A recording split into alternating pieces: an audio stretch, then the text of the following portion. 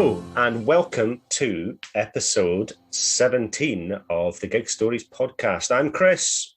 And I'm not. I am actually very surprised that it's episode 17. I know I've done tons. 17.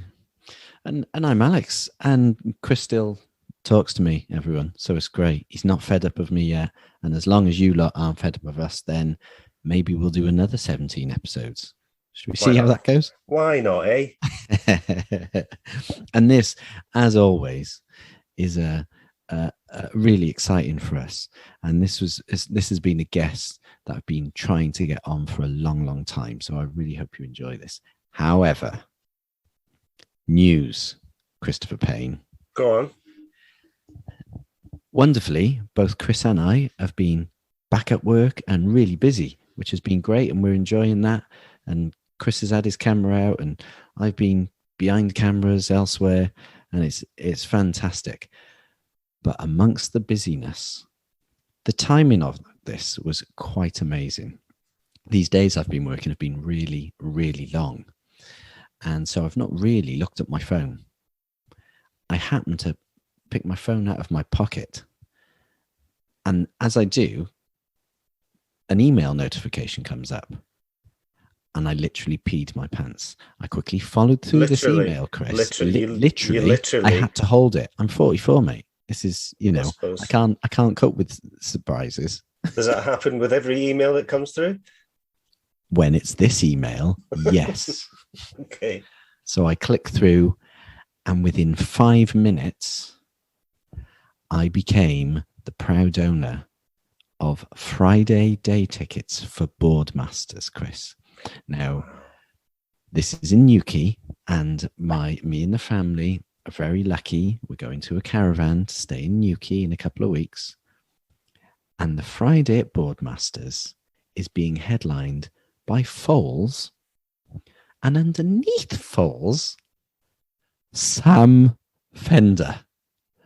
Christopher, Sam Fender. Finally. At la, I nearly cried. I am happy to admit this, listeners. I was emotional as I was putting my details in, thinking, do not sell out. Do not sell out. I will be very cross in this next 60 seconds. And we wrapped it on this program I'm working on. I think it was about 9:30. And I was on the train from Piccadilly home. And I put on Sam Fender in the headphones. And I did fill up. The thought of me and Grace, and I know, listeners, you've heard me talking about this. It's me and my daughter, who's now 15, Grace, are just dying to see him. And I've been trying to see him for almost 2 years. The thought of us being on a beach in Newquay watching Sam Fender was just a bit too much, Chris. It may have been a long day. I may have been tired, but I am so excited. Well, I didn't realize that the festival was actually on a beach. Yeah. Because it's surfing music. Is it called Boardmasters because you watch a bit of surfing at the same time? Yeah, they actually have the international surfing competition that travels the world. They actually do one of the stages there at Newquay, Fistral Beach. Wow. So I definitely won't be doing that though. No, not with your knees. Not with my knees. So honestly, I cannot wait. At the moment, I don't think I could slap the smile off your face. I had to wait to tell the kids for 2 evenings just because of circumstances. Me being work, then them in bed, and then one of them being out and about. And it was killing me. It was absolutely killing me. I just wanted to tell them. And everyone was very excited. So yeah, I can't wait. Manifestation, Alex. Manifestation. The universe. I don't know what I think about that, but I think it's just 2.5 years, isn't it? Waiting. No, but you mentioned it on the podcast. You said, hopefully we'll maybe get last minute tickets. And look. That is true. Exactly. True. It's the universe, man. That is true. So thank you, universe. Thank you, universe. So, So have you got any live music stories for me, Chris? Have you been shooting any live music, or has it all been? It's no, it's not been any live music. It's been a bit of theatre. I had a bit more at Manchester International Festival, which was no. Actually, there was a bit of music. The Patience of Trees I photographed on the last Friday of International Festival, which was. Don't know them. So it was a new piece. Well, it was a new piece of music that was created and performed in Manchester Central, the old GMEX, and there was also a piece of Steve Reich. So it was that kind of right. I see. Kind of contemporary classical, music. I kind of quite Philip Glassy, quite Michael Nyman, that kind of thing. But yeah, it was lovely. But the interesting thing was, because a lot of the music was so quiet, I was booked and I got there at the start of the concert. Right. I photographed for about 55 seconds. I was only to photograph the bow at the end of it because it was a one-off performance and they didn't want any of the musicians to be disturbed. And so I had an hour to whip myself up, get really stressed about getting a shot. Yeah. No, so I photographed it. It took me just under a minute, and but it was real pressure because what if you had a coughing fit? What if something was in your eye? That would have been awkward. No, I made sure no emails came through at that time. I didn't wee. That is.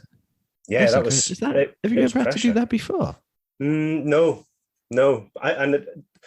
When I found out that was what I was going to do, I was like, okay. Obviously, yes, I'll do the job, but that seems a bit odd.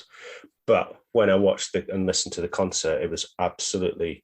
I can understand it exactly why. And so you'd have had the whole concert to look, but not move. I imagine to look at where you're going to place yourself, and if within that 55 seconds you move your whole body, or if you're just twisting on the spot. To try and get left, right, wide, close, because you can't go right. Maybe I'll start stage left and downstage left and then move to the right. It'd have been over. The bow would have been over. Yeah, no way to change lenses, so I just had to use my wide lens and just snap away. But it worked. So I mean, if you look at the Guardian, the review for Patience of Trees, that's my photo in the Guardian. Oh, really? On the Guardian website. You've developed them already then, those photographs? I did. I went to my darkroom and developed them and then sent them by post. And hey, do you know what? This is random and not music related, but hey, it's never stopped us podcast. Before. Exactly. Yeah. We've decided, and the kids decided, when we go to Newquay, the five of us, so my wife, myself, and 3 kids, we're going to buy 5 disposable cameras, film cameras, have one each, and take shots on the holiday. But then I'm not sure where I take them to be developed. Where do you take them to be developed? I think you just send them away. I think you send them away in the post. Old school. Do you remember that? I used to love that. Send them all away, and then a week later or 2 weeks later, getting your photographs back in. Anyway, this is not a Peter Kay sketch. Getting 24 photos with stickers on all of them. Yes, stickers on them, blurred or whatever that used to say. So, I think it's time to listen to someone far cooler than us. Oh God, we don't even come close, man. It's pathetic, isn't it? Yeah. But what a wonderful man, Graft. He was the winner of BBC 3's The Rap Game last series, and the new series has just started, and he was such a deserved winner. And being an avid fan, it was great watching his journey. It sounds such a cliche, but you actually see he goes on quite a journey through the series. I don't give you any spoilers because I believe it's still on iPlayer. And he is a fantastic talent, and he is absolutely different in grime. in the grime game. He sounds different. The actual sound of the music is different. He uses a lot of samples that you wouldn't normally hear in grime, a lot of different beats, and his lyrics are outstanding. He is just amazing. I love Real him. talent. And I was I was so pleased that he said yes. So if you know nothing about Graft, this is going to be great. You're going to hear this wonderful man's voice and you will want to listen to his music and you'll want to find out more about him because he's massive talent. And I honestly think he's going to be huge. So get yourself comfortable. Here is the man, Graft.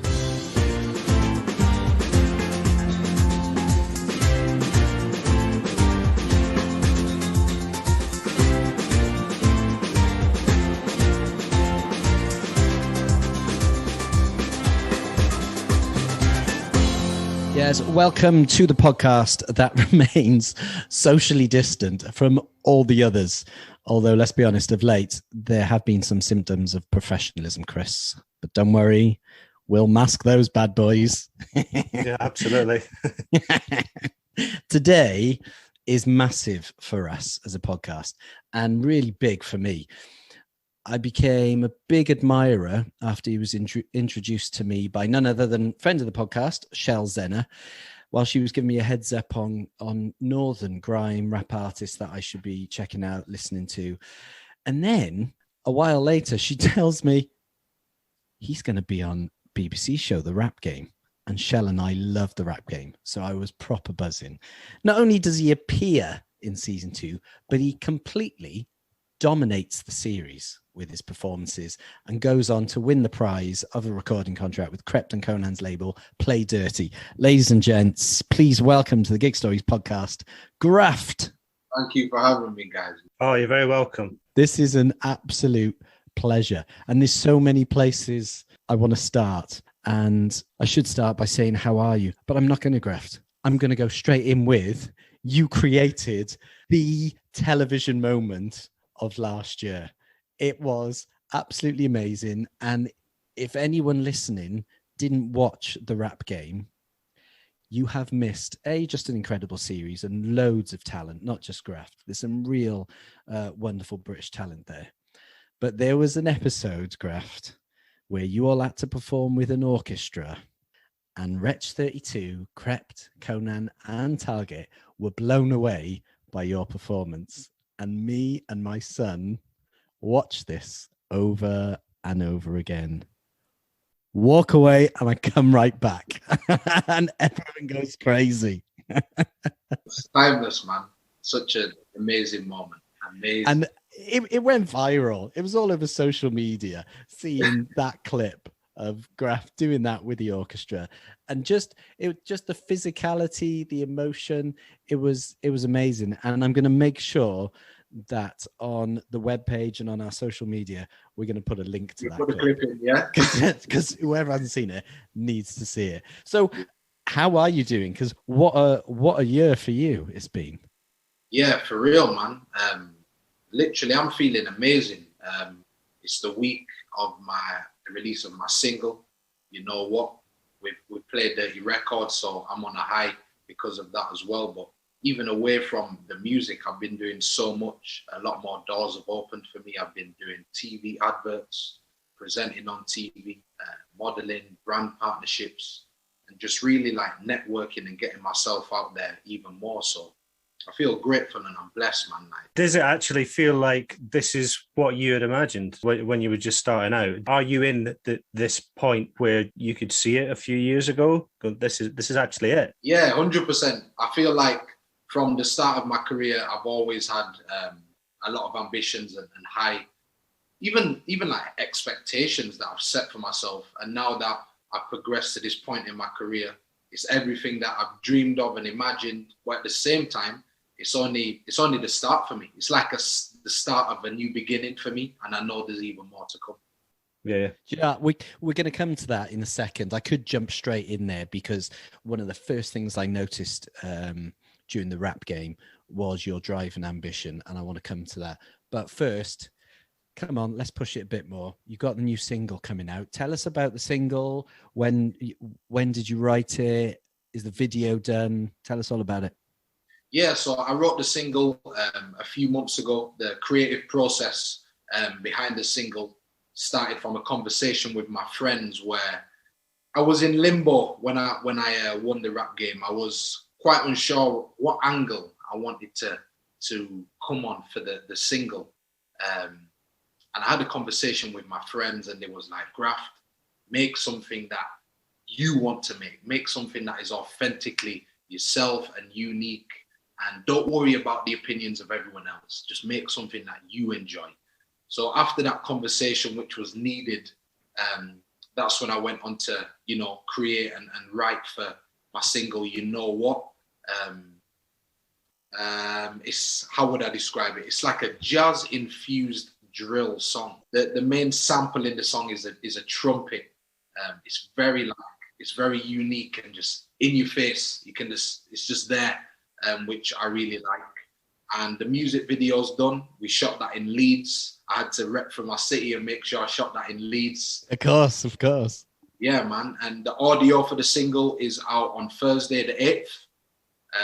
So it'll be out by the time this is out. And the music video will be out as well. So I hope everyone takes it in. I know you're all going to enjoy it like it's a banger. It's amazing.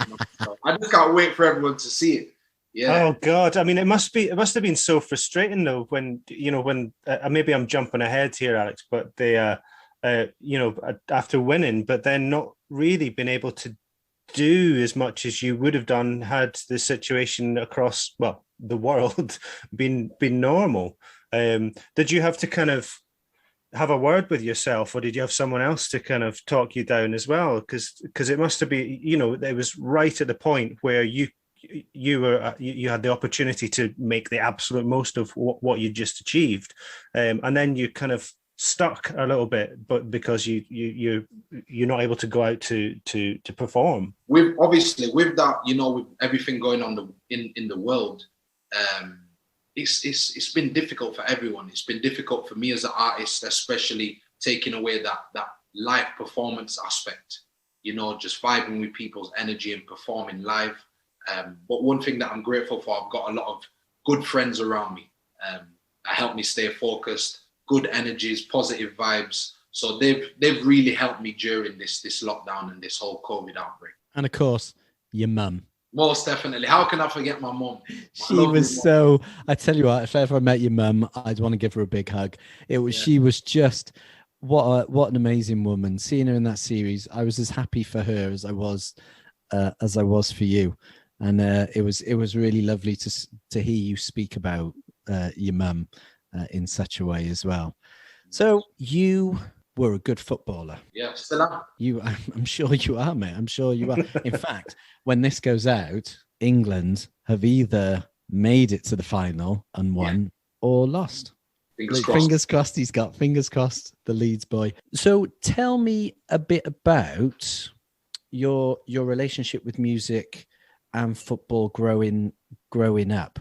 Were they symbiotic? Were they both together? Because I'm interested in knowing how then that split. How did you then go, do you know what? Football's done for me and I'm focusing on being a musician. So yeah, growing up, background just heavily influenced by music and football. From a young age, my first passion was football. But in my mum's household and from my family members, and even my friends, I grew up around so many different genres of music. So I've always had a love for music. Then from a young age, I started playing football consistently, local Sunday grass Sunday teams, grassroots football. And then I got signed for Bradford at 14. And then at 16, I moved to Leeds United and signed in a scholarship there where I played under 18s and reserves football. And then I moved to Rotherham United where I played reserves and in and out of the first team there. So I've been at numerous different clubs, but the best club that I've been at, just for the whole experience, it's the club I support. It was at Leeds United, hands down. And just for me, like growing up and playing football that was my main passion. But whilst I was at Leeds, around 16, I was putting out music myself. I was putting out freestyles on YouTube. I was putting out music videos. And my time at Leeds, that's when I was really building a lot of momentum for myself as a footballer and as a musician as well. So when I was at Leeds, I was putting out music. My coaches were playing it. The players were playing it. Like everyone, everyone was really behind it. I'd perform at like the Christmas dues. Literally. I'd write poems. I'd write raps. So the clubs that I was at, like, they were very supportive of my music career. And I'd say at Leeds and Rotherham, they were very much just like that, very close. It was football. That was my main priority then. But I'd always liked to make music because that was like a creative release for me. It was a way where I could unwind and enjoy a separate hobby to football. But after my time at Rotherham had come to an end, and all those years of doing football and music back and forth and balancing both, my football career wasn't going as well as I would have liked it to after I left Rotherham. And I was at the age of about 18. So I thought, cool, I'm going to go on trial at all of these other professional clubs. I went on trial at Sheffield Wednesday, Barnsley, some semi-pro clubs, and things just weren't working out. And even when I was at the clubs prior, I always used to think to myself, is there going to be a point where I'm going to have to make a decision on choosing one? And I always thought, no, I can do both. And then eventually it got to that point after years of deliberation, I'm going to put my all into music. My career in football is not going as well as I want, but my music career is going amazing. People know me, people really support my music. So I'm going to give my all. And after I made that decision at about, I think I was 19, from that point, I've never looked back. And my career in music has just gone from height to height. But I've never stopped playing football. I just play as a hobby now. I don't play at the same level. I just play for enjoyment. Do you play for a team still? Yeah. I play every Saturday, 11-a-side, for a team in Leeds called Carlton Athletic. Nice. I love it. Yeah. I don't know about you, Alex, but when obviously listeners, Graft is a few years younger than Alex and myself. I'm not. I'm just a few, 20 odd. But when we were growing up and watching football, whenever you read about footballers in Match magazine or 90 Minutes or whatever, and you had these Q&As with footballers, and asked them about what's on the car stereo, what's in your Walkman. I remember them. And every single footballer had the most atrocious musical taste. It was absolutely awful. And I feel like it's changed. It's changed that music and football has become, I think, since maybe I'm talking kind of late 80s, early 90s. Yes. My Footballers God. had terrible taste in music. Yeah. But nowadays, I think it's far more reflective of, what young people are listening to. It's true. But in fact, Graft, didn't you do something with Aston Villa player? Yes, I did something on BBC Match of the Day X, where I met Courtney Hawes from Aston Villa. That's right, Courtney, right. Yes. Because he's also a musician as well, as a professional footballer. We then performed a rap at the end where he rapped about Aston Villa and other his footballing inspirations, and then I just rapped about Leeds United and the players there and the staff. Mate, he was not up to your standards.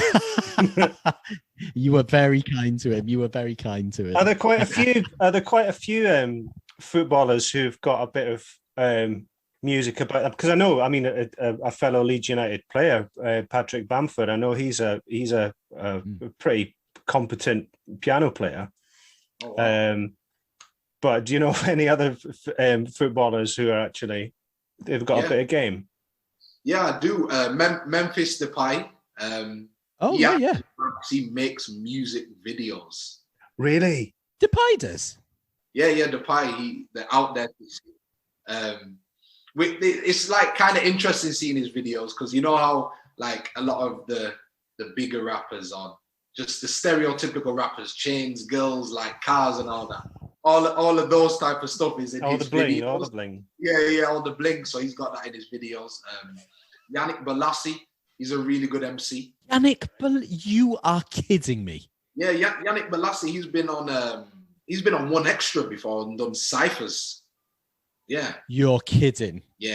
Good MC. I want to see Yannick Balassi doing freestyle, please. I've got to see that. I've got to see Yannick Balassi freestyling. When we were growing up, we had Chris Waddle and Glenn Hoddle doing Diamond Lights and Fog on the Tyne and John Barnes doing the Anfield rap. The Anfield rap. Yeah, it was shocking. Let's take you, Graft, back to when you were younger. What was your mum or what music was being played in your house? So in my house specifically, my mum was playing a lot of lovers rock, reggae, right, R&B, soul. My dad used to play a lot of like, I think he'd describe it as, is it blues, like Barry White and... Barry White, yeah, man. Barry White, those type of artists. And then myself growing up, I was listening to rap, hip hop, grime and like garage. What artists were you listening to? I was listening to artists like Gets. Oh, yeah. Kano, Skepta, Wiley, a hip hop group from America called Little Brother. I don't know if you've ever heard of Ninth Wonder.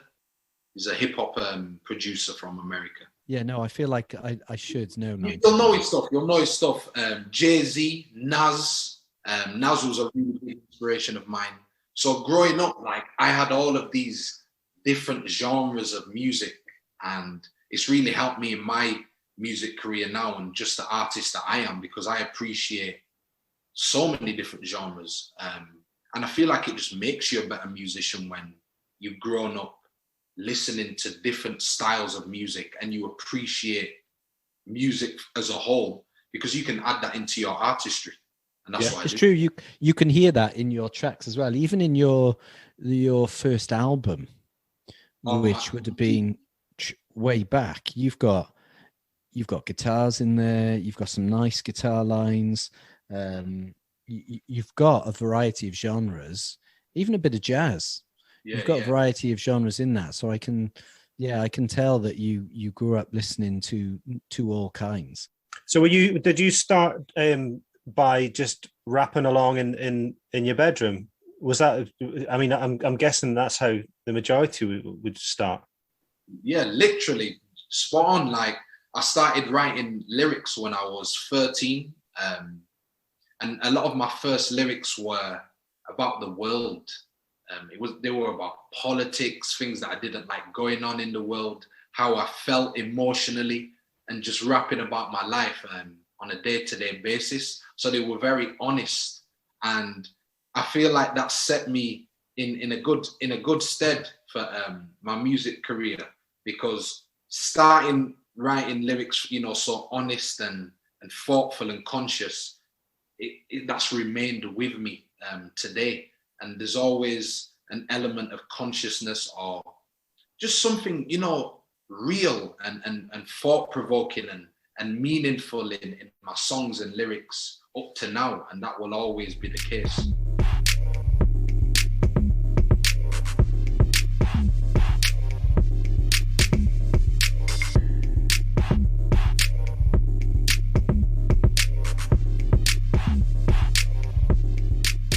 Was that an accident as a 13-year-old?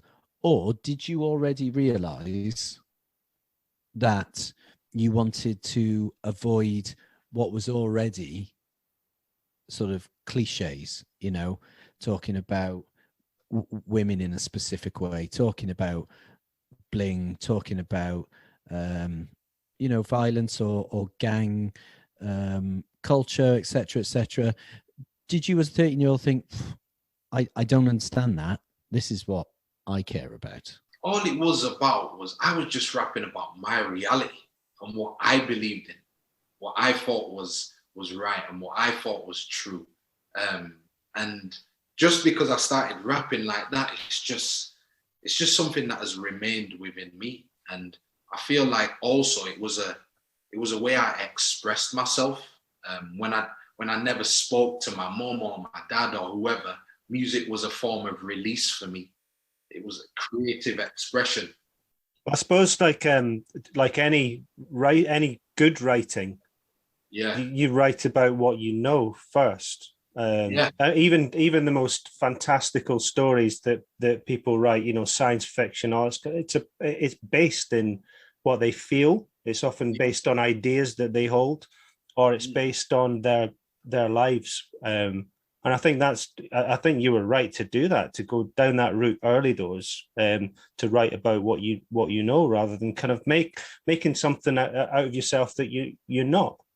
Yeah, definitely. Like, being real to myself is one of the morals that I stand by in my life, because especially in music and in life generally, a lot of people like to create this false persona to live up to people's expectations, and it's not the lifestyle that they live, or that's not them.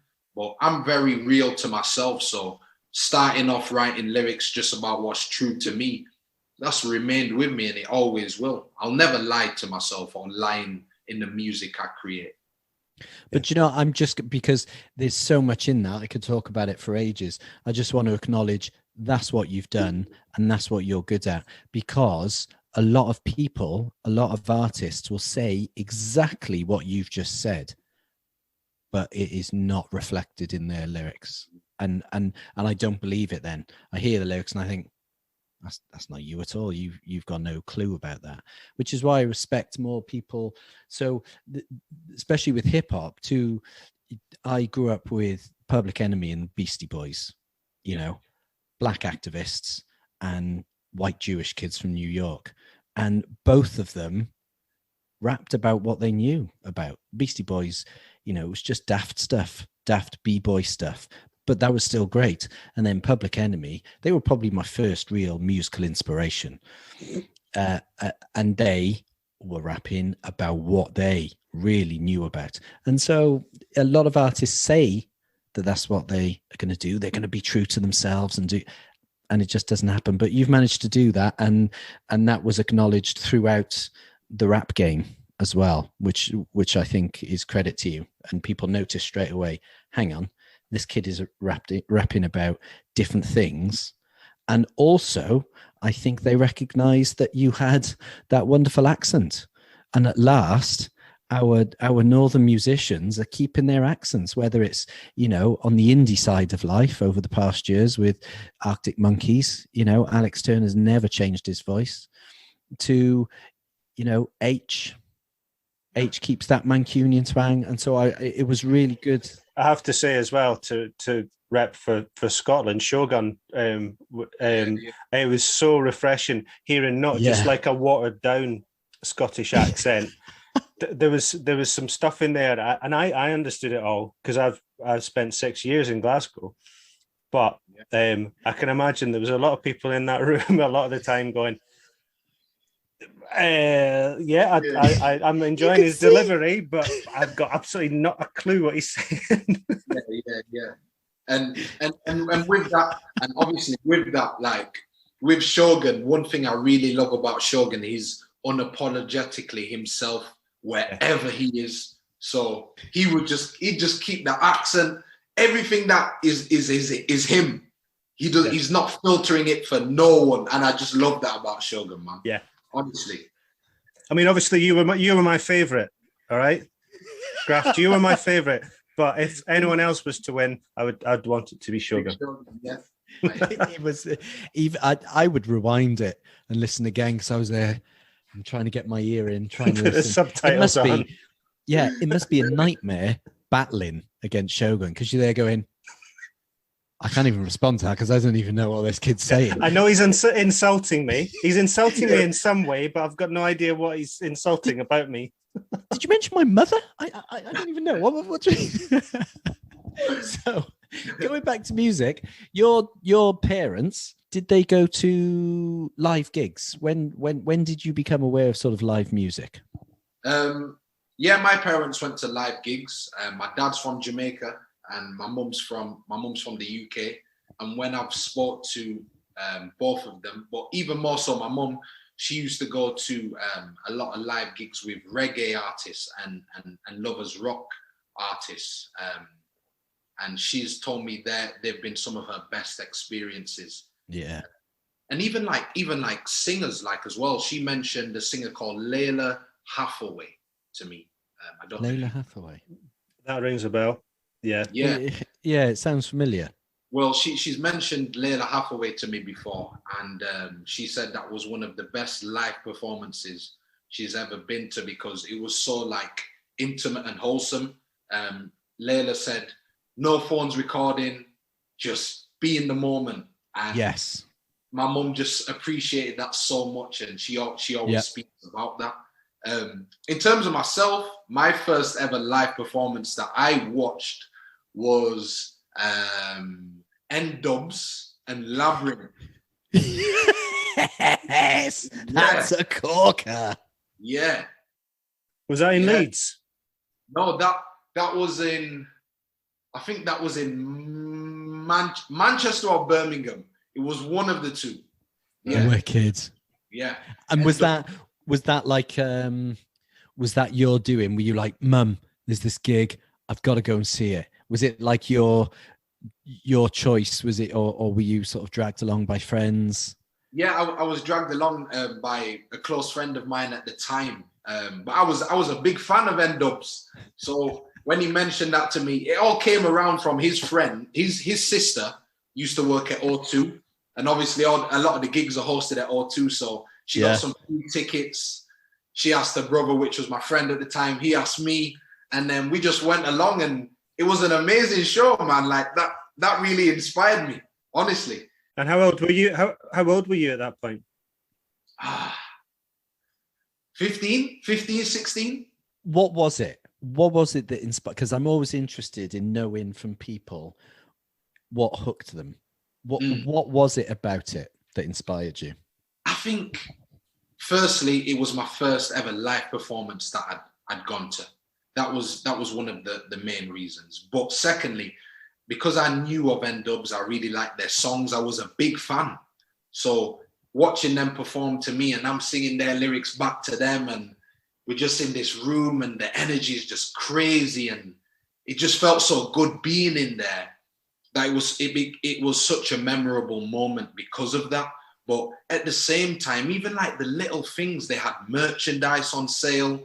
I bought a T-shirt. I bought this little pen that they had, and I had it for years. So the merch just added to the whole moment, because after it was done, I still had the things that related to that moment. So it always reminded me of it. And it was just so good, just everything. Was there a bit of projection there as well? And I'll explain what I mean. So you're in the crowd, and you're feeling the buzz as the crowd's just, properly getting into it. But I know that, I mean, I'm a saxophonist. That I don't play guitar. I've never played guitar, but I can imagine being there in that crowd going, I want to be up there doing that to this lot. Do you know what I mean? Yeah, I definitely see what you're saying, but I can't even lie to you. At that moment, my main focus was football. So I always thought, when I was young, I thought, I'm gonna play for England. I'm gonna be a pro at Leeds. So that was my main focus then. But obviously, I've always enjoyed music. So just being in the crowd and appreciating their artistry and their songs, I think I was just a fanboy really at that point. Yeah. That's the best way. That's the best. Because there's those firsts, and I remember a lot of my firsts. So I remember the first book. So in fact, Graft, Chris and I we're both big football fans, and I remember my first football game. So I'm a Cardiff boy. Sorry, Graft. I remember my first football match. I remember the colours. I remember the noise. I remember likewise my first rugby. I remember the cold at mine. Oh, grief. It was freezing. It was in January, and I'm a St Johnstone fan, and it was St Johnstone. They were playing Berwick Rangers, and I lived quite close to Berwick. So Berwick is on the coast. This was January on the coast, and it was snowing. Freezing. So you had the snow coming in sideways from the sea, and it went to extra time as well. St Johnstone won 4-3 after extra time, and Brilliant. I've never been as cold in all my life. But you remember those things, Yeah, and they sort of they make or break it. yeah. Well, I kind of forgot about the cold afterwards because we won 4-3, and I thought, brilliant. Every game is 4-3. You get 7 goals in every game. Yeah, good luck with that. If it had been 0-0 and it was the first leg and there wouldn't have been extra time, Game then over. that's it. I'm a tennis man, you know. But those firsts, I wish I could be with people at all their firsts. So that what I just enjoyed about this graft, obviously it's no good for listeners because they can't see you. The enthusiasm with which you just told us about that gig, you could see on your face. It was you couldn't smile. You've got the biggest smile in the world anyway, but you couldn't have smiled anymore. And it's that I took my little brother, who's like 6'3" or something. I took him to his first gig, and it was the Prodigy in Newport Leisure Centre. And I will never forget his face. He would have been 14, 15. And the Prodigy would come on stage, and Liam, who did all the knob twiddling, he would come on and just make noises and just test all the bass. And still to this day, apart from a group called Left Field, a band, electronic band called Left Field, I've never felt bass like this anywhere. And I've, seen all kinds, hip hop, drum and bass, techno. No one has a bass like the Prodigy. Sorry, Lee Scratch Perry has, I have to say. Well, Lee Scratch Perry's sound system is pretty massive, isn't it? I'm watching my brother's face, and he's looking at his chest at his t-shirt, because I think he bought a t-shirt as well, merchandise graft. And he's watching the bass shake his chest and his t-shirt, and he's just going, what is this experience? And I just remember him being blown away. And, we talk about it now. And in fact, there was a little band called the Foo Fighters that supported them. So his first gig was the Prodigy supported by the Foo Fighters.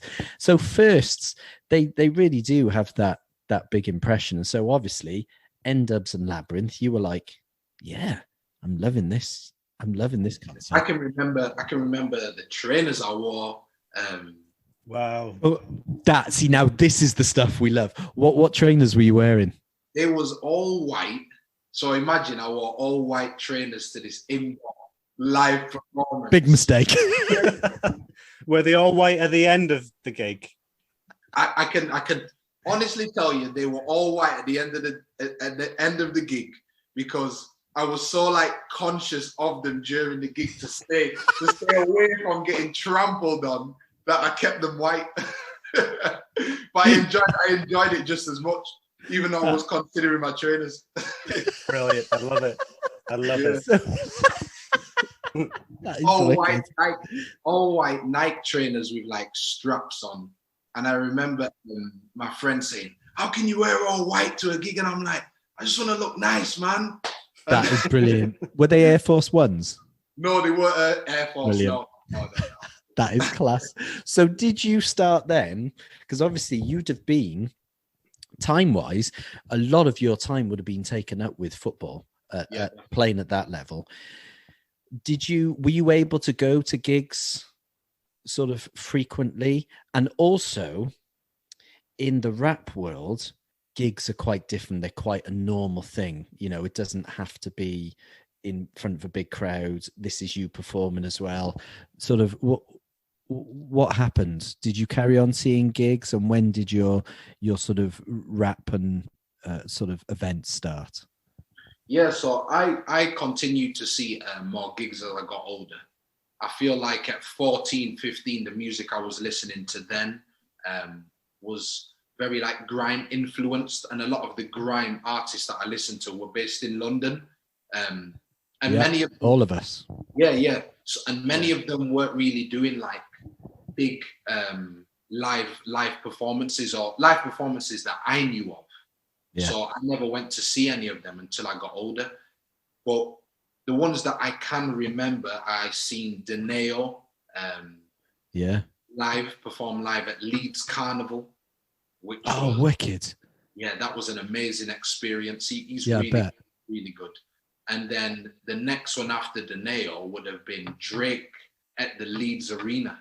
I seen Drake. That's pretty big. Yeah, it's pretty big. It's a big step up. Yeah. So even though I was still playing football at those times, I was still going to see the live performances when I could. And I was just as excited for them from my first performance I seen live. See, so for me, and my kids, when they were sort of first old enough to realize I was listening to grime and stuff, I had to explain to them that Wiley and Dizzy Rascal, they're your dad's age. And they're like, what? They're like, your age. So what I always used to get frustrated about was I was obsessed with Dizzy, Wiley, Skepta and Kano in the early days, you know, in the turn of the century and in the early 2000s. It was years until I got to see him live, because it's sort of not, it's not that kind of thing, is it? There's not, you didn't get Wiley doing a massive tour of all venues, all the country. The sort of the rap society is quite a small and localized. So we'd have to go to London and try and find an event and work out where Wiley was going to turn up, you know? Yeah, and I totally agree with you. And the reason why that is because grime at that time was more of an underground sound. It was more... Absolutely. It was more recognized in the streets, in local areas. So people in those areas where the grime artists were, they used to put on like the grime sets in their houses, in the cellars. Yeah. And then the people locally, they would go to that. But when grime started to become more mainstream and rap music as well, that's when those artists started to do more live performances, and the fans that knew about them could actually go and experience that live performance with them. When grime started to get, you know, the mainstream backing, the funding, and it moved away from just being underground, that's when more people could visibly see, like, wow, these are grime artists, this genre's grime, this is what they're doing, this is the culture. So yeah. So as somebody who has a very loose knowledge of the different styles in hip hop and rap, how would you define grime compared to, you know, garage, or I don't know how I would describe it. Why would I be able to? Because I don't listen to a massive amount. But how would you, Graft? I feel like I'll break it down like this. Grime culture stems from a lot of clashing. So an MC versus another MC in lyrical warfare, trying to beat their opponent. Energy, character, charisma, flair, flows, metaphors, tonality, just that really grimy essence, underground street essence of music, where people are emceeing about their life, their surroundings, their views. And grime is very fast paced. It's 140 BPM. It's very fast paced. It has that grimy essence where it's just in your face, and you feel the bass, the flows, and it's all about kind of like who's the best MC in the room. Grime's a very competitive genre, in your face, and then energetic street essence. Yeah. But yet you can still reckon, and I can, if you took all vocals off a grime track, if you just heard the bass lines or the beats or the rhythms, you can still hear and go, yeah, that's grime. That one's not. And it's really hard. And especially because I'm not a musician myself, I'm not exactly sure how I know that, but just listen to it, or what it is the difference. But you can definitely it's just it's an energy. It's an energy, and it's a sound on that sort of bass snare. And I like that you said it's a culture, because that has always been the case, I think, with hip hop. And I just put a blanket hip hop. So all hip hop, rap, and all the genres within there, it's always been about a culture. So with Public Enemy, it was a culture. With Run DMC back in, before them, it was a culture. With the early boys in the late 70s, Grandmaster Flash, it was a culture. It was always about kids on the street. When did you start performing or go into battles as a rapper? I started performing at 16. Where? I was performing at where was I performing? I was performing at local centres in my community. I was actually performing in clubs. I was performing in clubs local to my community. I was performing at university halls. And I was performing outside with friends. I was performing at Leeds Carnival, like just a number of different places. But I remember my first ever performance, and that was at Leeds University campus. They have a room where live performances go on. And I was 16, 17, and I got booked for this performance, and I'd only released freestyles on the internet. Wicked. So when I'm doing this live performance and the crowd's there, I'm literally just spraying my freestyle lyrics, and the crowd know the lyrics because I've done the videos on YouTube, and they're just going crazy, and I'm saying one thing, dropping it out, and then they're saying the next. And from that moment on, that's when I knew I was a great performer, but also performing is unmatched.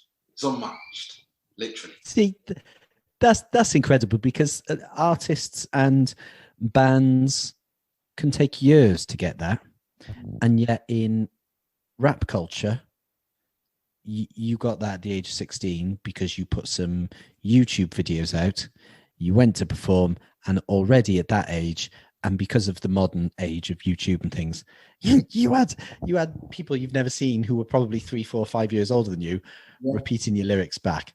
That is wicked, isn't it? That's just no songs out, just freestyle videos. Wow. And so what was that feeling like then when you first clocked that, oh my God, they know what I'm gonna say next? Yeah. Do you know what I mean? That must have been really odd. It was surreal, because I felt like I was doing something that was so different to the idea of where I'd see myself in my life. Because at that age, I always wanted to be a footballer. So being on stage and performing, and people are just giving off this amazing energy, and they're repeating my lyrics. They know my lyrics word for word, and I've just wrote these at home, and they're repeating my lyrics. It was like, wow, is this the life that I could have? But at that point, I was just enjoying everything, football and music. But it was amazing. It was a great taste for everything that I've experienced already. It was a good starting point, amazing starting point. And you're only 21 now, aren't you? 22. 22. Exactly. You've got your whole career ahead of you. Yeah. Now, we're going to go on to what we call the quick fire round. Nice. Which over the episodes has become quite ironic because it's never quick fire. I'll make it quick fire then. I'll do it. Oh, it's not you. It'll be me. Yeah, it'll be Alex. Alex is giving it all that.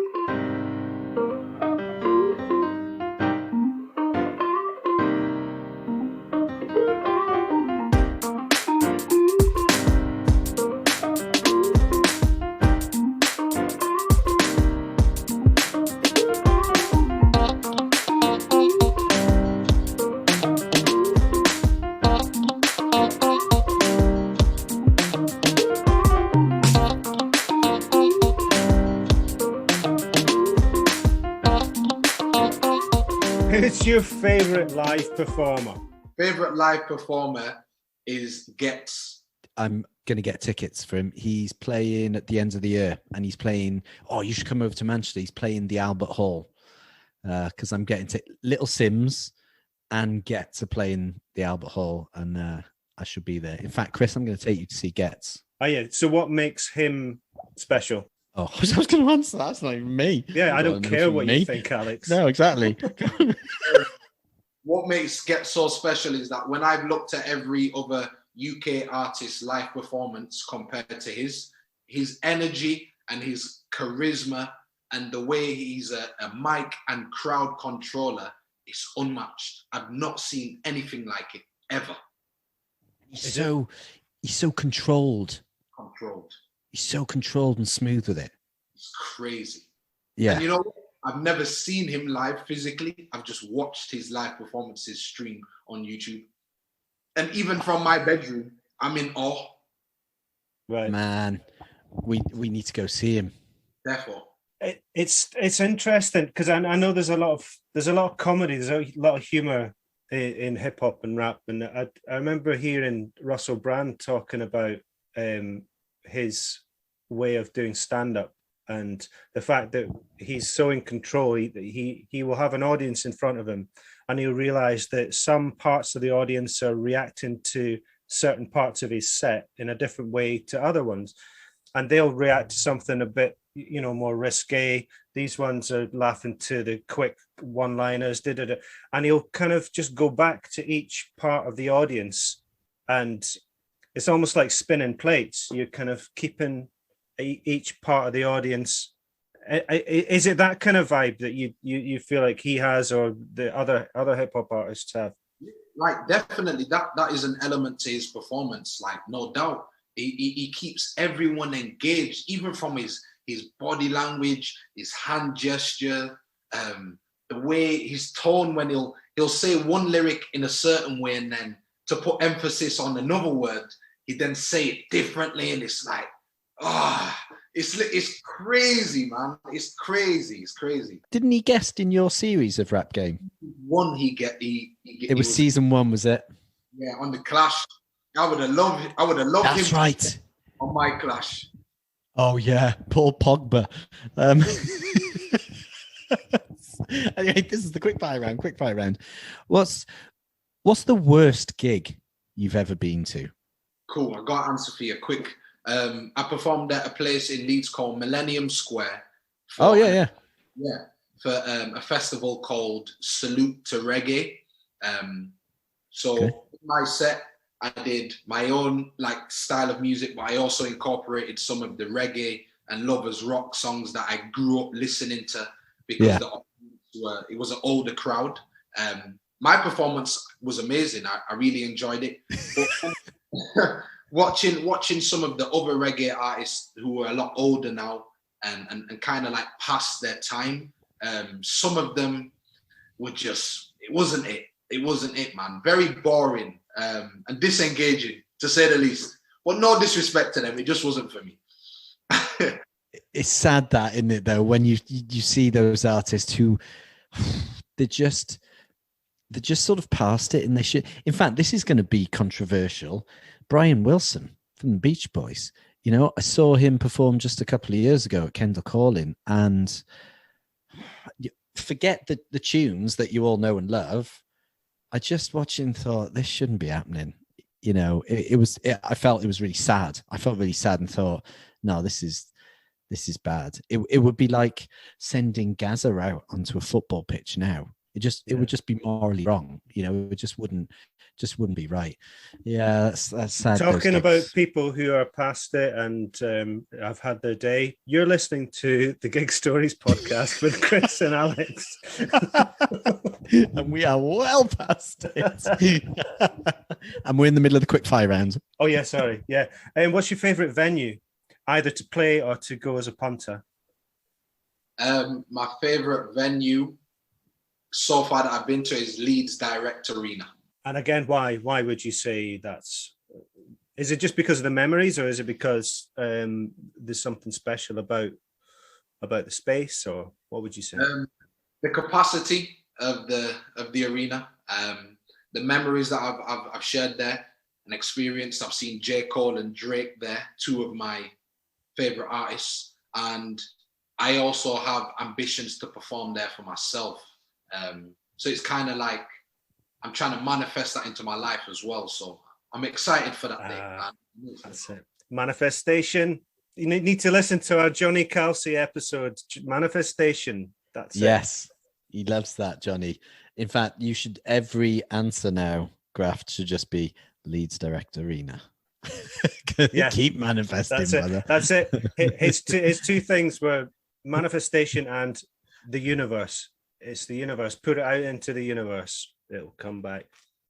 If you could choose anyone to collaborate with on record and then perform it live, but only one person, only one, who's it going to be?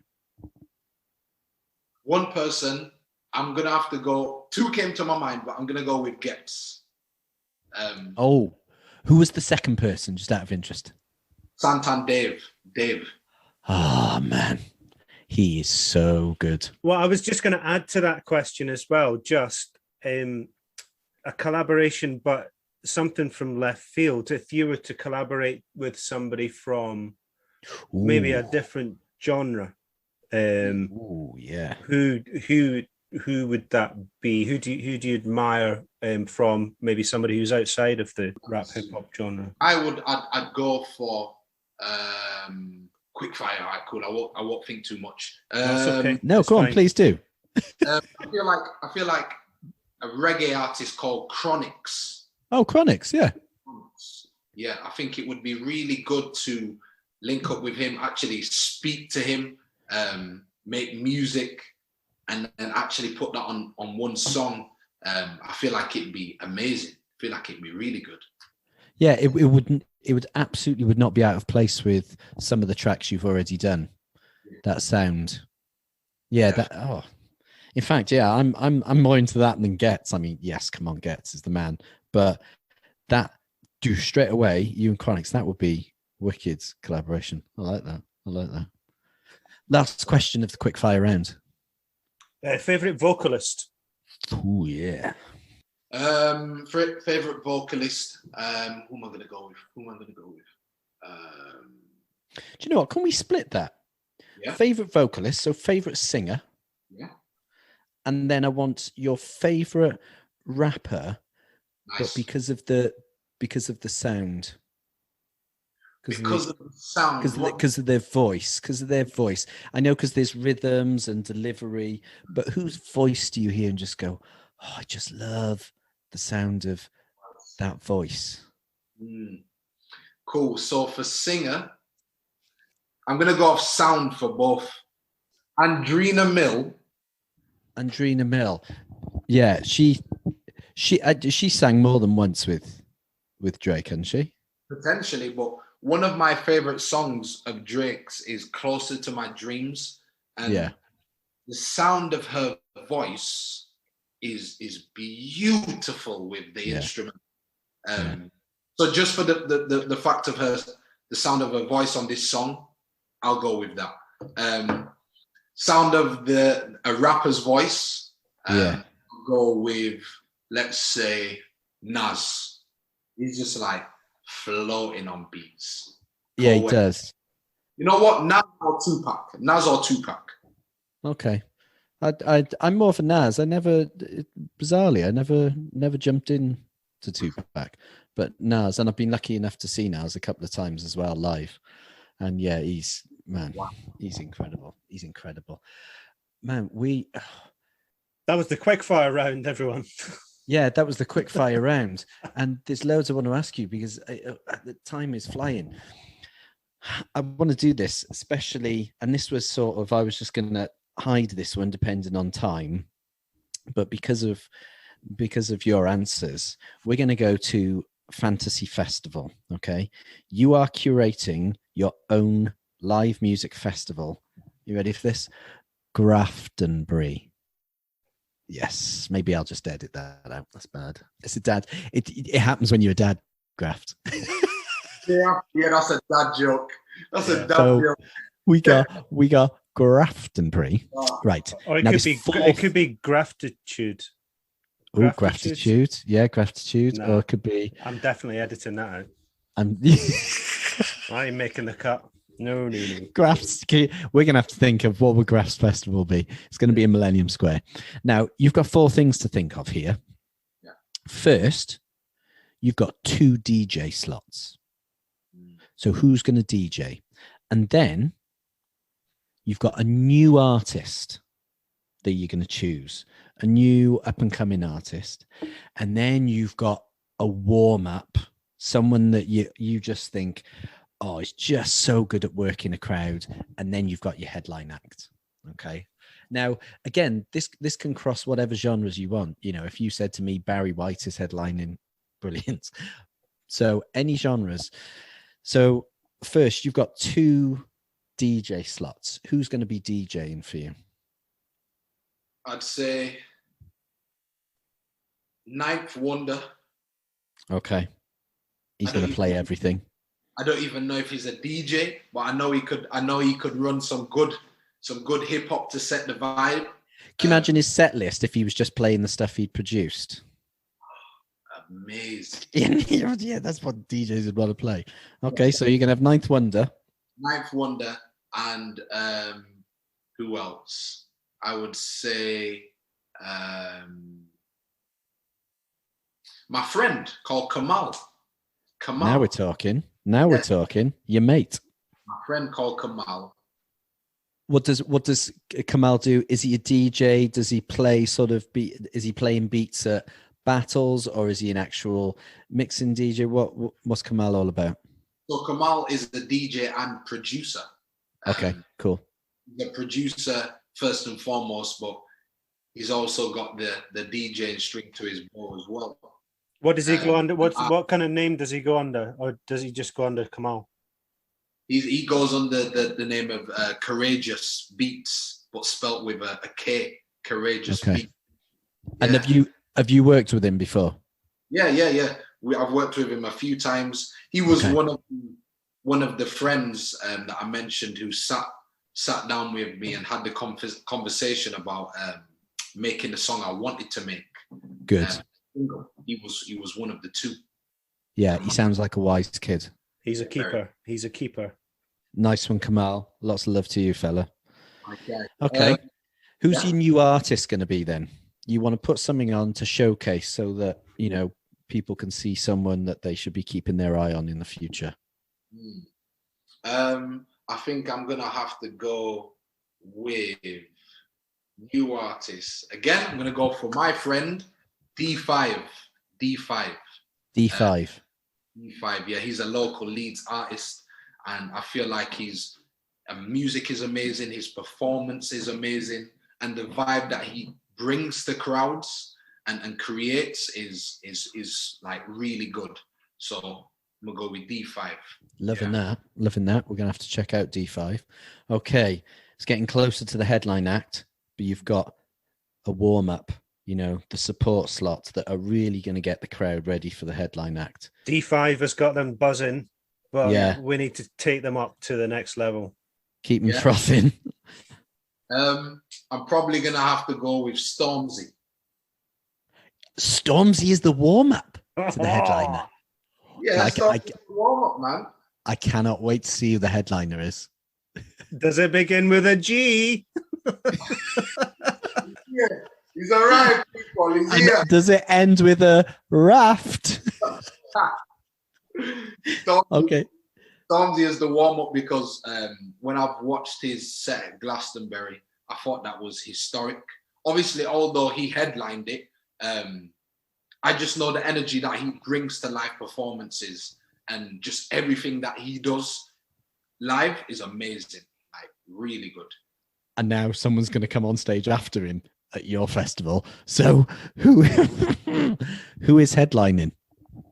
If I'm not headlining my own, and I'm not going to put it myself because I feel like that's just like more unusual. We're going to put it. You're headlining, but in the other world, who can follow live in Stormzy's footsteps? I think who can follow Stormzy live musically, Yeah. I haven't seen him perform live, but I know musically, especially for what I appreciate, and even from what you guys have said as well, I believe Kendrick Lamar live headlining my festival would be amazing. Yeah, that's it. Literally bow down 10-10. You know, with a live band there, you'd have the saxophonist. I'll do that. Yep. Yeah, you can do that, Chris. Chris could do that. Like hearing those things live, and Kendrick, it'd be amazing. I've just checked my diary, and I am free on the weekend of Graftonbury. So let's make it happen. And you know what? I think Stormzy would happily introduce and welcome onto the stage Kendrick Lamar. Me. I think he'd go, Chris, please, saxophonist. Kendrick, here we go. That I was so gutted when Glastonbury cancelled last year because Kendrick, of course, was headlining. Yeah. And I was just like, because I haven't seen him live. But his albums, and just as an artist, as a human being, he's so interesting because he's really pushing art. The whole thing. He really is an artist, isn't he, Kendrick? Whether it's his videos, his art, his lyrics, his voice. He might be one of my favorite vocalists because no one sounds like you could have Kendrick Lamar reading, rapping, whatever he wants to do, nursery rhymes. And as soon as he started, you'd go, yeah, that's Kendrick Lamar. It's so unique, his voice in it, man. And it's great. His pace, his rhythm, he's amazing. That is quite the festival. All we need now is to find some investors, some backers, and we're putting that bad boy on August bank holiday weekend. And some insurance just in case it gets cancelled. No, because in just a week or so, everything's forgotten. Hey, normal. COVID, Hey. What COVID? That's the festival I'm going to come to. I'll be honest. Do you know what? I'm down the front for that one. You're on the stage, mate, playing with Kendrick. Oh yeah, I forgot. Yeah, I'll remember. Don't forget that. Don't be late. Remember my saxophone. We're getting close to having to wrap up. And I know because every episode has its own page on our website, and we put a playlist together, and we put some videos, some YouTube videos, and I know that this is going to be a proper education for me. All the names that you've mentioned. I'm really looking forward to kind of having a deep dive into grime. And I said to Alex before, I said, you know, this, you are going to have to kind of just take my hand here, and because just because it is, it's new, and it's not because I don't like it. It's just because sometimes when you don't have as much time, you just go to what you know, and you go to similar things to what you know. And I think it's massively important to experience new types of music, especially even if you don't like it, listen to some more of it, because you might like bits of it, and if you still don't like it, you've got an even better reason for not liking it, rather than just going. It's definitely something there for you. Yeah, no, I absolutely, and it sounds like Kendrick Lamar is my man. Kendrick Lamar, J. Cole. Probably. Yeah, absolutely. I think you'd like that, Chris.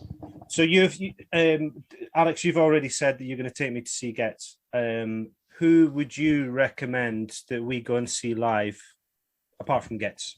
I would recommend you go and see Kendrick Lamar and J. Cole live.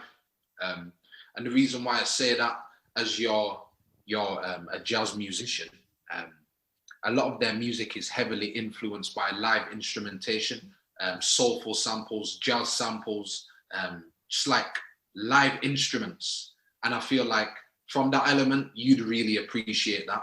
But then what they bring to that and how they merge their sound with those jazzy and soulful elements, it's amazing. Like it's magical, especially Kendrick.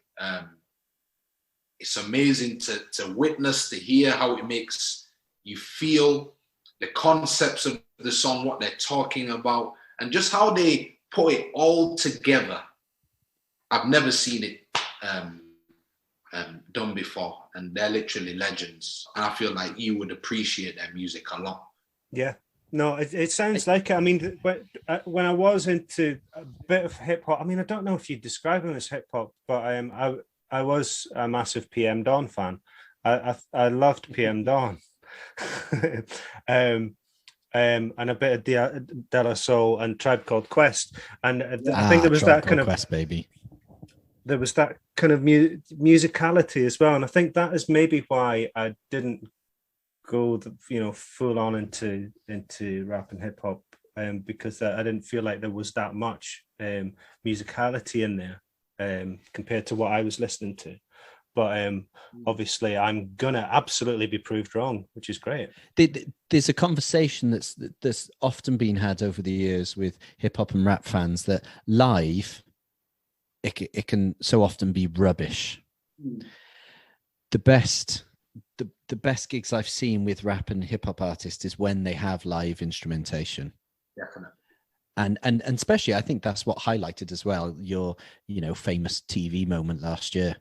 You're in front of a live orchestra, even if you'd not had that specific lyric and that physicality of walking away and coming back and that sort of analogy, it still would have been just amazing, because your voice and what you were saying it just went with that orchestra. It was just brilliant. So yeah, the musicality I think is really important live with rap and hip hop. Sorry, just one last thing. I was going to ask how that felt with the orchestra, because obviously that will have been something that, I mean, I used to play in an orchestra, but I'd never performed with an orchestra as my backing band. Do you know what I mean? So what did that feel like? Before that performance, I'd only performed with live bands a few times, and even when I was doing that was an amazing experience, because it brought out a lot of the sounds in the instrumentals to life, like the drums, the bass, and so forth. So then performing in front of a live orchestra, everything just sounded like 100 times louder.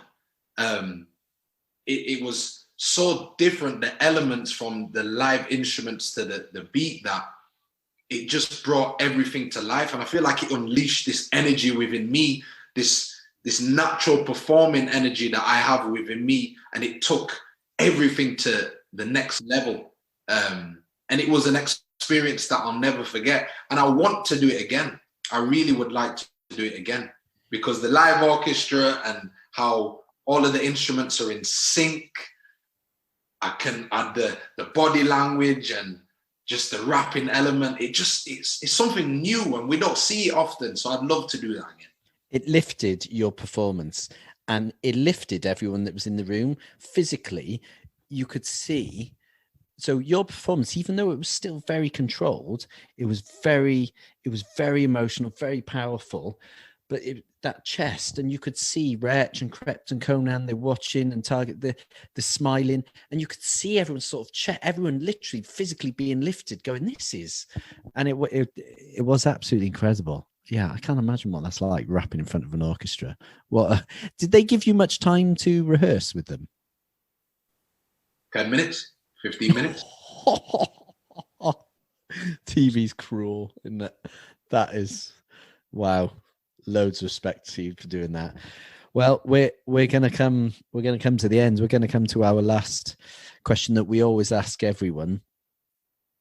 We ask for a recommendation of a live album, or a specific live track, or a live bit of video footage that you love. We've had everything. We've had live albums, a live track. We've had someone recommend a video of Prince coming on and playing guitar, and that. So what's your go-to? What's the album, track, or video that you just go to and watch often? And does it need to be a live performance? Yes. Yeah. That is the only stipulation, that it needs to be live. Yeah. Oh, yeah. I don't watch this much, but if I was to recommend a live performance to someone, even like yourself, Chris, who's not necessarily into rap music, I would say go and watch Stormzy's live performance at Glastonbury, the whole set, and it will blow your mind. It will blow your mind. Production, dancers, backing singers, crowd energy, Stormzy's energy, lyrics, songs. Watch that. Yep. It's like the perfect performance, isn't it? Yeah. I mean, I did watch it at the time, and I absolutely loved it. I really loved it. How he did it, the look of it, the energy. But then there was that moment, and it was so nice because my daughter just really hit home with her, because we had to explain that for black ballet dancers, they'd only just introduced black ballet shoes, and he had those dancers on, and we just stood, and everyone was just silent, and it was just amazing. And then he's back again. Yeah, you're right. That energy was outrageous. A great recommendation there, Graft. So we have to let you go because you need to go and find out who England may or may not be playing in the final. Oh yeah. I'd forgotten about that. Yeah. Before I go, guys, I just want to say thank you very much for having me. It's been an amazing conversation. And, I just want to plug my social media stuff to the listeners on here as well. Bring it on. Tell us everywhere. Tell us where people can see you, where they can find you on social media, and remind us of single and album releases and things.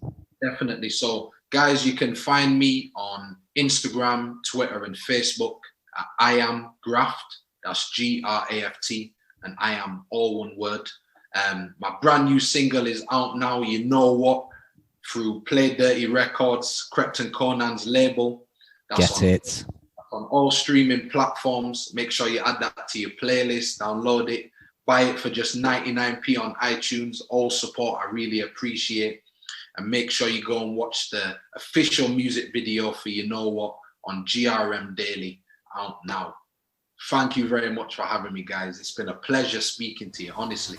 Bless you, my friend. That was lovely. The pleasure, the privilege is ours. Thank you, Graft.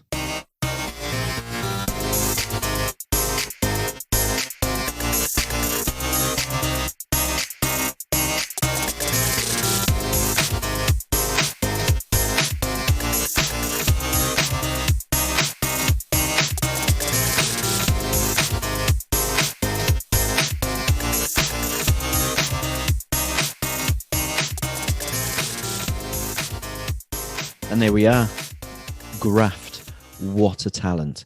And what a lovely man. He was great, wasn't he? Yeah, and I think if we do ever, I mean, I know I've mentioned your knees earlier on, but if we do get a Gig Stories podcast five-a-side team together, Graft is... I didn't ask him. Is he a defender? No, actually, yeah, he was. He was a defensive midfielder, I think. Perhaps. Right. Okay.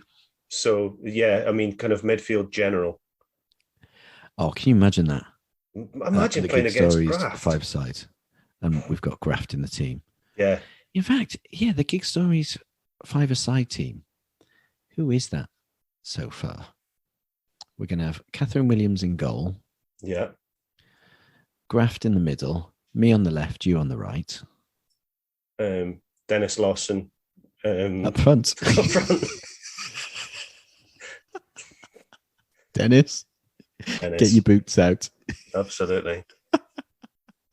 That's it. So a great episode, and you see what I mean. Go and listen to his music if you don't know it, and he speaks about amazing things, respect to women, which it sounds daft saying that, but within that genre of music, you don't always get those kind of vibes. But he's just, you'll love him. You'll love him. What do you think, Chris? I thought, well, yeah, I mean, obviously I came to the episode with a lot less knowledge than you. And, I did get into rap when I was about 17. It was around about the time that Snoop Doggy Dogg Oh, yeah. brought out Doggy Style, and Yeah. so we all had that in the car. And then if we went to the pub, obviously when we turned 18, we were all going, yeah, I'm gonna have a gin and juice. so you'd have all these 18-year-olds at the bar, each getting a gin and fresh orange.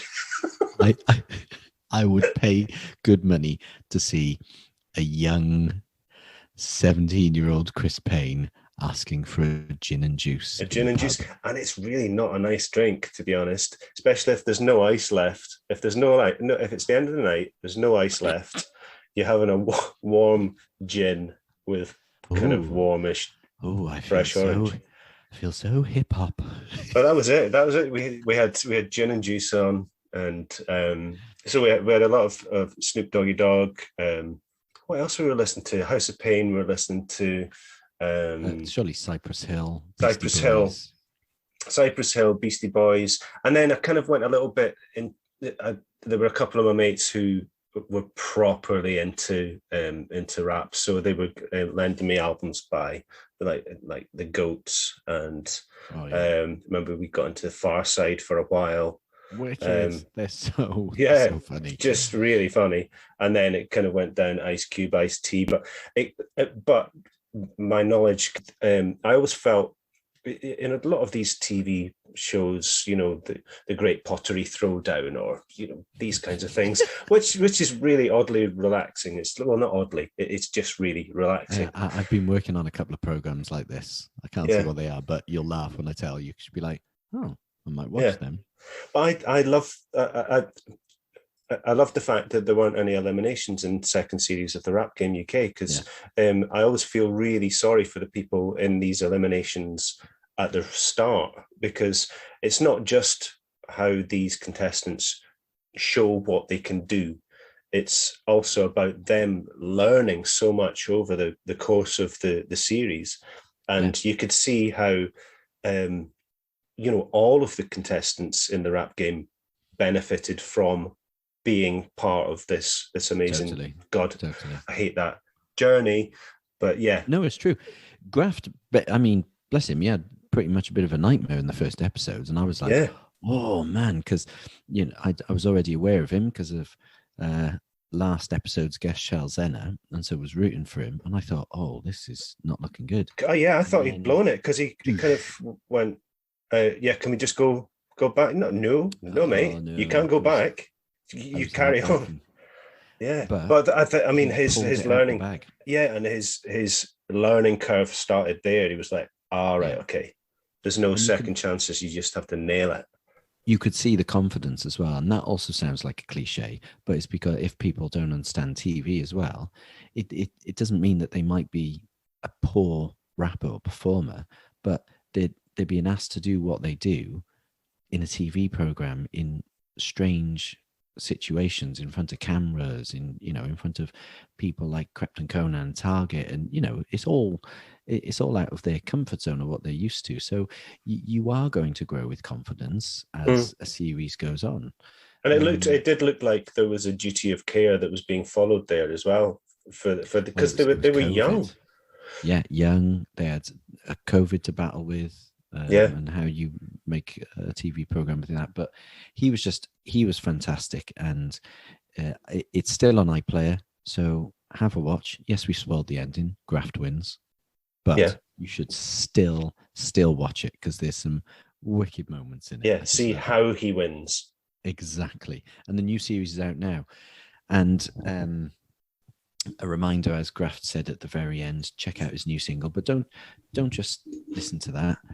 Go and listen to all his stuff on Spotify or iTunes or wherever you get it from. I think you'll love him. You'll love him. Yeah. I should bring up correspondence from the last couple of weeks. So we made a little trailer for the show. And it had some of our guests just saying what their first gigs were, and we thought we'd ask you lot what your first gigs were, and it kind of went bonkers, didn't it? Yeah, it did on Twitter. It went Yeah. absolutely crazy. Because people love. I think a first gig is big for everyone, isn't it? And we had lots of New Kids on the Blocks and Michael Jackson's, and then we had lots of really cool ones as well, and then we had Bon Jovi, and yeah. But it was just I could read. Well, I did read. I'm just looking through them now. Just seeing what people's gigs were. Helen Bull, Madness under-16s matinee performance in Newcastle City Hall, December the 8th, 1980. I think it cost £1. That would have been bonkers. Madness in 1980. Absolutely bonkers. Chris Burgoyne, the Boo Radleys in Norwich at the uni. That would have been good. Paul Cooper, Oasis at Main Road, 96. I mean, that's a hell of a first gig, isn't it? Not bad at all, was it? Yeah, who else have we got? Suede, Blackpool Empress Ballroom. That was Sarah or Mama Mimi Mim too. Another one of my favourite venues. Blackpool Empress Ballroom.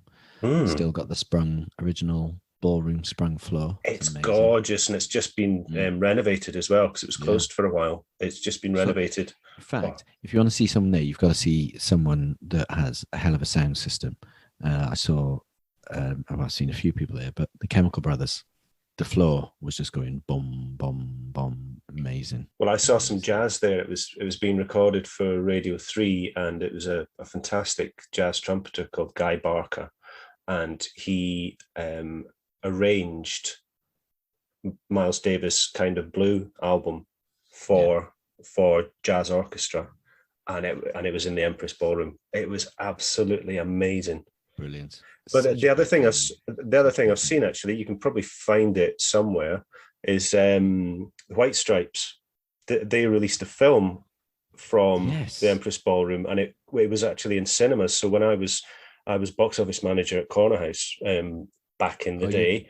You had it. And we had it there. So that was great. That was really good. Do you know what? We love that, and we'll do that. We'll put more questions out on social media. Please let us know. Answer. We love seeing them. We're on Twitter, Facebook, Instagram, Gig Stories Pod, and of course, send us your photos, your ticket stubs, your merchandise, anything like that. It is absolutely fantastic. Yeah. Thank you as always for your support and your listening ears. Please give us a lovely rating. 5-star one would be nice. And share the pod with your family and friends so that we can really take over the world. Or it's mainly about the search algorithms. It's so that we can be found by listeners more easily. But taking over the world as well. I thought you wanted us to take over the world. No, it's about the algorithms. But that's what you said before we pressed record. You said, let's take over the world. Yeah. That wasn't supposed to go out. Okay, you edit this bit out. I'll edit. Can you just give us nice 5-star reviews, because apparently it affects the algorithms, and then we can take over the world. Yeah. And we'll see you next time for another Gig Stories podcast. See you soon. Thank you. See you soon. Bye.